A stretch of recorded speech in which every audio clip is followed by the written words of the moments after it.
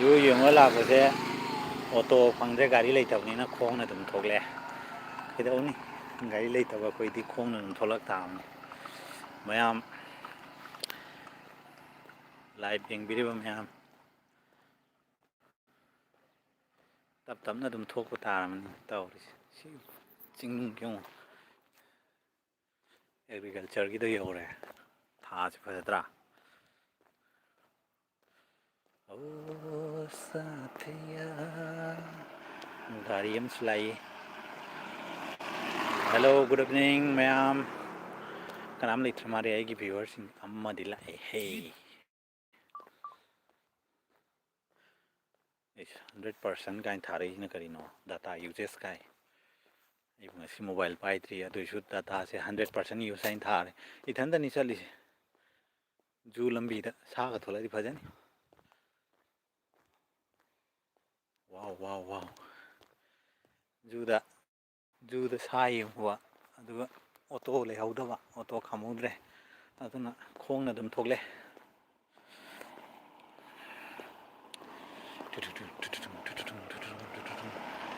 ꯃꯌꯥꯝ ꯀꯔꯝ ꯇꯧꯔꯤꯒꯦ ꯑꯩꯗꯤ ꯚꯤꯗꯤꯑꯣꯁꯦ ꯊꯥꯒꯠꯄ ꯉꯝꯗ꯭ꯔꯦ ꯚꯤꯗꯤꯑꯣꯁꯦ ꯁꯦꯝꯕ ꯉꯝꯗ꯭ꯔꯕꯅꯤꯅꯀꯣ ꯁꯦꯝꯕꯗꯣ ꯃꯇꯝꯁꯦ ꯏꯐꯪ ꯐꯪꯗꯕ ꯍꯟꯗꯛ ꯑꯗꯨꯅ ꯀꯣꯛꯁꯦ ꯁꯥꯃꯟꯈꯤꯗꯅ ꯉꯥꯏꯍꯥꯛꯇꯪ ꯖꯨꯗ ꯀꯣꯏꯊꯣꯛꯎꯒꯦꯅ ꯊꯣꯛꯂꯛꯄꯅꯤ ꯀꯣꯛꯁꯦ ꯁꯥꯔꯦ ꯍꯟꯗꯛ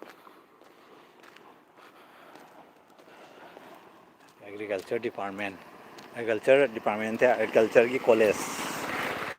ꯂꯩꯕꯗꯣ ꯁꯤꯗ ꯑꯣꯏꯔ ꯃꯥꯜꯂꯦ ꯂꯤꯞ ꯅꯤꯕꯗꯤ ꯌꯥꯕꯅꯦ ꯂꯤꯞꯇꯤ ꯀꯅꯥꯝ ꯄꯤꯅꯤꯡꯉꯣꯏꯌꯦ ꯃꯤꯠꯁꯤꯁꯨ ꯌꯥꯗ꯭ꯔꯦ ꯑꯦꯁ ꯕꯤ ꯑꯥꯏ ꯑꯦ ꯇꯤ ꯑꯦꯝꯁꯨ ꯂꯩ ꯃꯥꯜꯂꯦ ꯑꯦꯒ꯭ꯔꯤꯀꯜꯆꯔꯒꯤꯁꯦ ꯏꯊꯟꯇꯅꯤ ꯂꯥꯛꯏꯁꯦ ꯑꯦꯁ ꯕꯤ ꯑꯥꯏꯒꯤ ꯑꯦ ꯇꯤ ꯑꯦꯝꯁꯨ ꯂꯩ ꯃꯣꯏꯒꯤ ꯑꯦꯒ꯭ꯔꯤꯀꯜꯆꯔꯒꯤ ꯏꯁꯇꯨꯗꯦꯟꯁ ꯃꯌꯥꯝ ꯂꯩꯕ ꯃꯣꯏ ꯃꯥꯜꯂꯤ ꯀꯣꯂꯦꯖ ꯑꯣ ꯐꯗꯤ ꯐꯖꯩ college of agriculture central agriculture university Imphal ꯌꯧꯗꯣꯔꯦ ꯌꯧꯗꯣꯔꯦ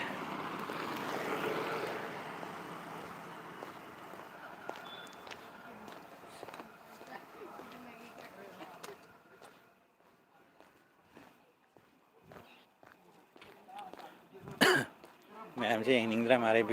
ꯂꯥꯛꯏ ꯂꯥꯏꯐꯁꯦ ꯌꯦꯡꯉꯝꯃ ꯁꯠ ꯊꯣꯛꯅꯈꯤ ꯀꯣꯃꯦꯟꯁꯨ ꯄꯤꯅꯔꯛꯇꯦ ꯍꯟꯗꯛ ꯚꯤꯗꯤꯑꯣꯁꯨ ꯊꯥꯒꯠꯇ꯭ꯔꯃꯤꯅꯀꯣ ꯃꯣꯏ ꯀꯦꯟꯇꯤꯟ ꯑꯣꯏ ꯃꯥꯜꯂꯦ ꯁꯤꯁꯦ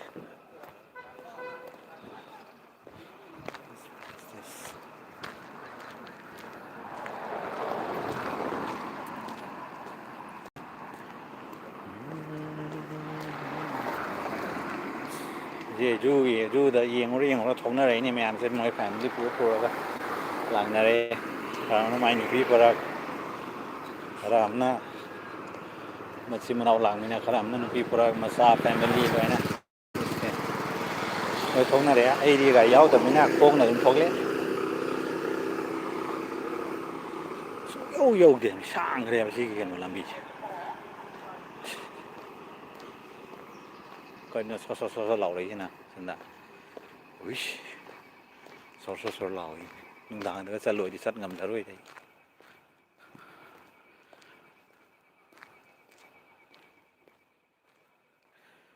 ꯗꯣꯜꯂꯤ ꯍꯨꯏꯗ꯭ꯔꯣꯝ ꯅꯨꯡꯕꯨꯗꯤ ꯅꯨꯡꯉꯥꯏ ꯑꯗꯨ ꯋꯥꯏꯅꯦ ꯆꯠꯄꯁꯦ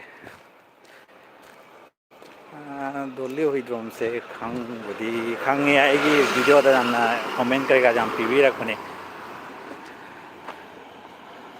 ꯍꯦꯜꯂꯣ ꯗꯣꯜꯂꯤ ꯍꯨꯏꯗ꯭ꯔꯣꯝ ꯍꯦꯜꯂꯣ ꯑꯩꯒꯤ ꯚꯤꯋꯔꯁꯇ ꯈ꯭ꯋꯥꯏꯗꯒꯤ ꯌꯥꯝ ꯀꯩꯅꯣ ꯇꯧꯕ ꯇꯣꯏꯅ ꯌꯦꯡꯕꯤꯕ ꯚꯤꯋꯔꯅꯤ ꯗꯣꯜꯂꯤ ꯍꯨꯏꯗ꯭ꯔꯣꯝꯁꯦ ꯅꯨꯡꯗꯤ ꯅꯨꯡꯁꯤꯕꯅꯤ ꯕ꯭ꯔꯣ ꯅꯨꯡꯉꯥꯏ ꯆꯤꯡꯁꯦ ꯇꯝꯅꯕ꯭ꯔꯣ ꯈꯪꯗꯦꯅꯦ ꯆꯤꯡꯁꯤꯗꯤ ꯇꯝꯅꯕ꯭ꯔꯥ ꯇꯝꯅꯗꯕ꯭ꯔꯥ ꯑꯗꯨꯗꯤ ꯑꯩꯒꯤ ꯚꯤꯗꯤꯑꯣ ꯅꯝꯃ ꯑꯗꯨꯝ ꯇꯧꯔꯛꯄꯅꯦ ꯑꯩ ꯁꯣꯝꯗꯁꯨ ꯐꯨꯠꯕꯣꯜꯔ ꯊꯕꯛꯇꯀꯣ ꯐꯨꯠꯕꯣꯜ ꯁꯥꯟꯅꯔꯤ ꯑꯉꯥꯡ ꯃꯌꯥꯝ ꯍꯥꯏ ꯕ꯭ꯔꯣ ꯁꯤꯗ ꯍꯥꯏ M K high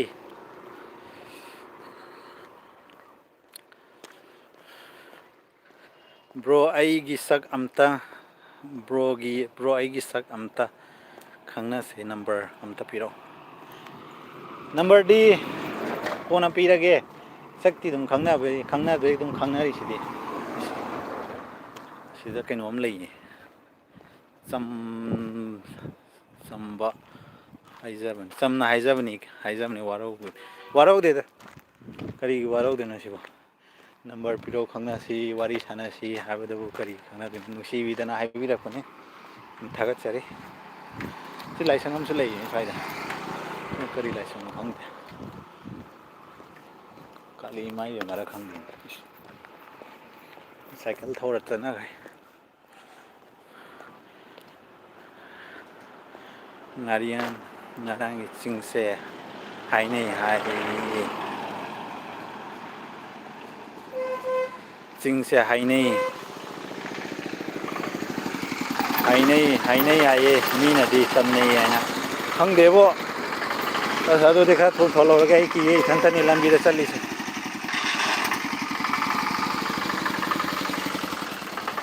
yari poktai ne ra bro oh nongmala khakna nongmala ge bro gi wari horror thagat piro pagi post ti number thagat piro number do Facebook tadi yaum tawni WhatsApp number amadi Facebook page ta number ado WhatsApp number do sizinariba di khangdri ka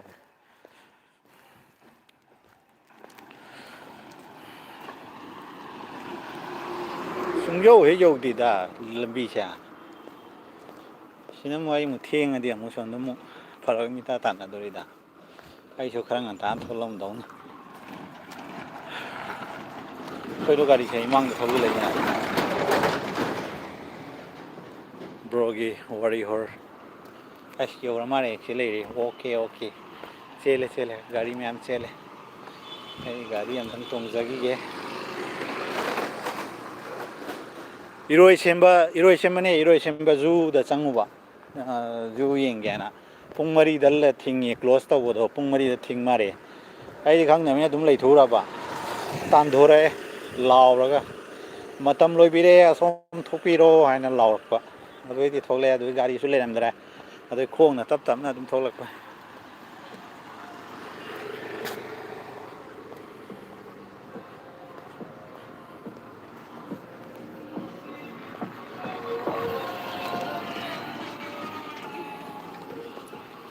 moi de auto phang dau yai bro marian singdo tamna bani wari li lei bani wari di khang de ne ai so tamna di bro na haibira ko dei khang ya to khang di tamna da ai di lambi yore main road ai gari am nang pha ge ko ado ga muk sa tong ne asom da lamphel da muk sa tong ado mayam ai ko na muk thara ge lai se loisha lage bye spelling do khara soi khre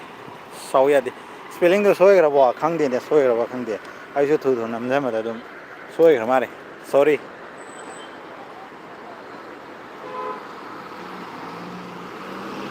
ahing lek piu ai ba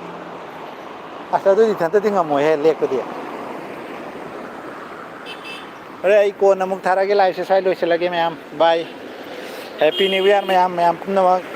happy new year hamzarage